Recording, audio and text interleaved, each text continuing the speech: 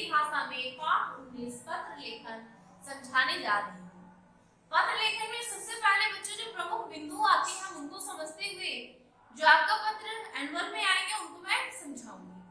तो आज के दौर में जबकि मोबाइल और टेलीफोन का काफी प्रसार काफी हो चुका है, अर्थात काफी हद तक मोबाइल और टेलीफोन से ही कार्य होते हैं, तो पत्र की प्रासंगिकता जरा भी कम नहीं हुई है।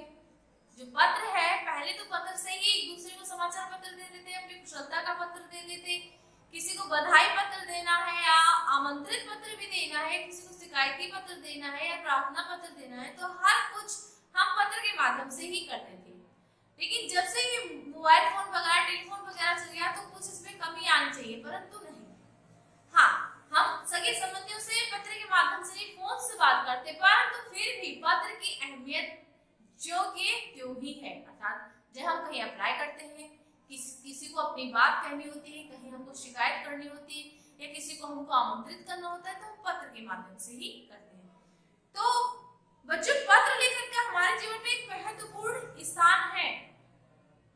हम न केवल अपने प्रियजनों, मित्रों, संबंधियों और रिश्तेदारों से संपर्क करने के लिए पत्र लिखते हैं, अपितु विभिन्न कार्यालयों, सरकारी दफ्तरों, स्थानों में भी पत्र द्वारा ही कार्यवाही करते हैं।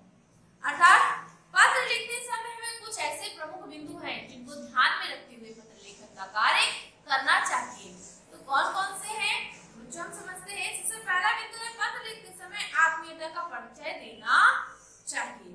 सबसे पहला बिंदु कौन सा हो गया इसमें, पत्र लिखते समय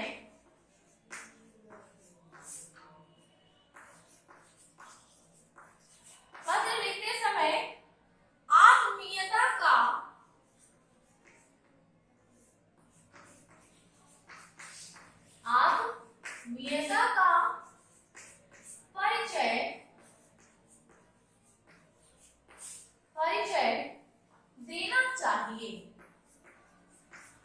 देना चाहिए। इसके बाद इसका दूसरा पॉइंट है बच्चों, पत्र की भाषा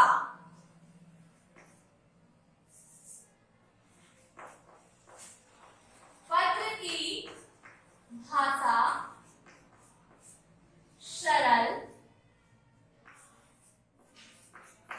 स्पष्ट तथा प्रभावी होनी चाहिए।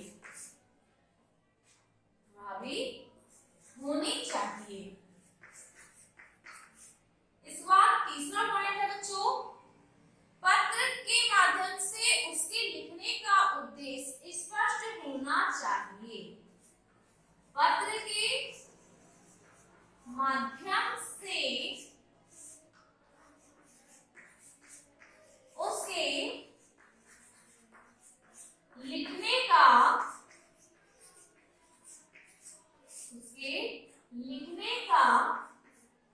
उद्देश्य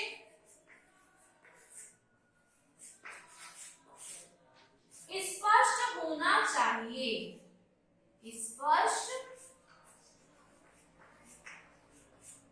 होना चाहिए। इसके बाद अगली बिंदु है विषय से भटकना नहीं चाहिए। इसी के अंतर्गत आएगा विषय से भटकना नहीं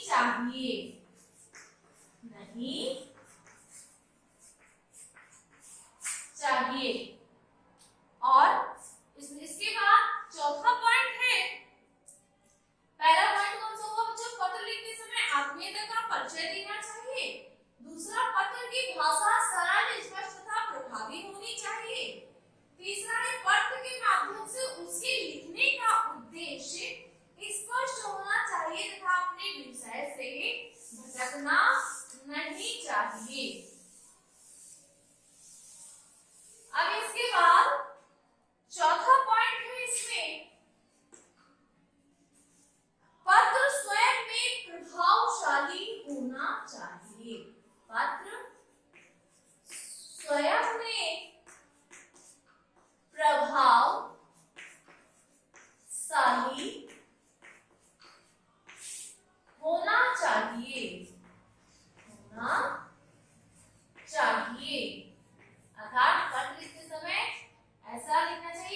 उसका प्रभाव पड़े।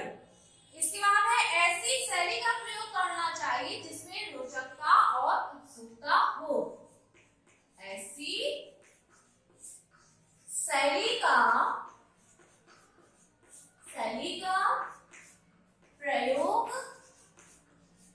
प्रयोग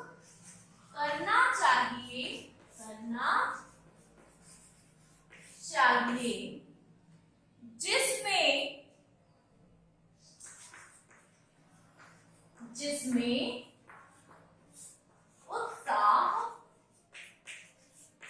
जिसमें उत्साह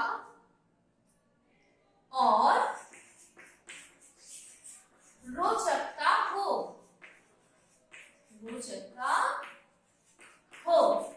इसके बाद पांचवा बिंदु है बच्चों, इसमें पत्र में भूलकर भी व्यंग्यात्मक या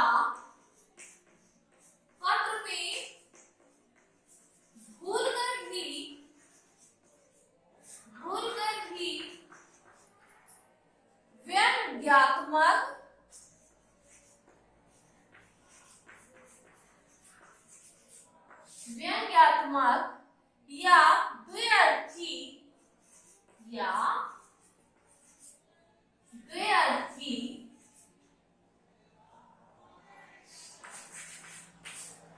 शब्दों का प्रयोग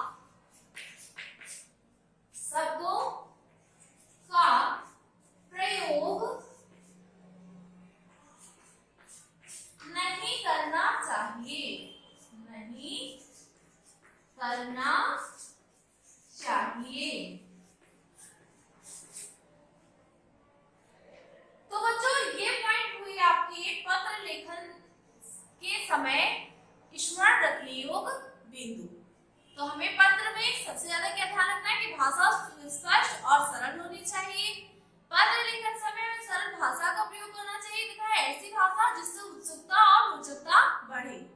इसके बाद पत्र लेखन में भी व्यंग्यात्मक शब्दों का प्रयोग नहीं करना चाहिए तथा या द्व्यर्थी शब्दों का भी प्रयोग नहीं करना चाहिए, क्योंकि उनका प्रभाव दुष्प्रभाव होता है, गलत अर्थ उससे निकलता है। क्योंकि एक शब्द के जैसे दो अर्थ वाले आप प्रयोग करते हैं या व्यंग्य शब्दों का प्रयोग करते हैं तो पत्र पढ़ने वाले को क्रोध भी आ सकता है। तो बच्चों ये तो हो गई बात आपके पत्र लेखन में किन किन बिंदुओं का आपको ध्यान रखना है। अब आपके एनुअल में जो पत्र है, जैसे पिता का पुत्र को पत्र और सड़क की मरम्मत हेतु संबंधित अधिकारी को पत्र। तो एक मैं आपको पत्र बताती हूँ, उसके अनुसार आप दूसरा पत्र भी लिखेंगे।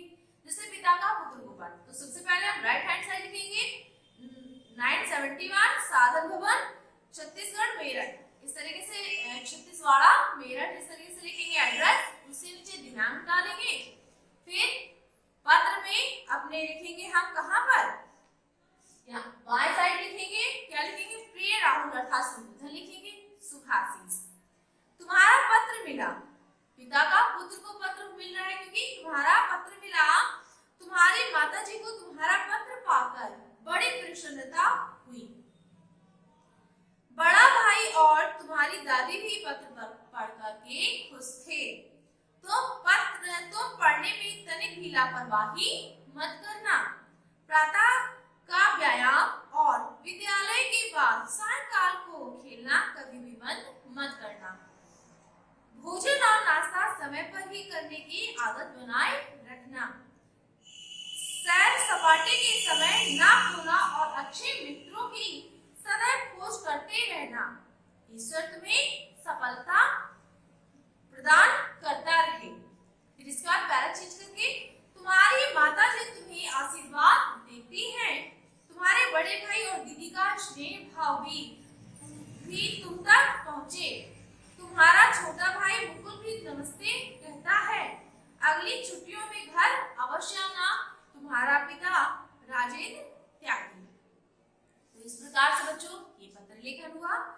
दूसरा, सड़क की मरम्मत हेतु अधिकारी को पत्र लिखेंगे। तो ये आप लोग होमवर्क के तौर पे अपने स्वयं लिखेंगे।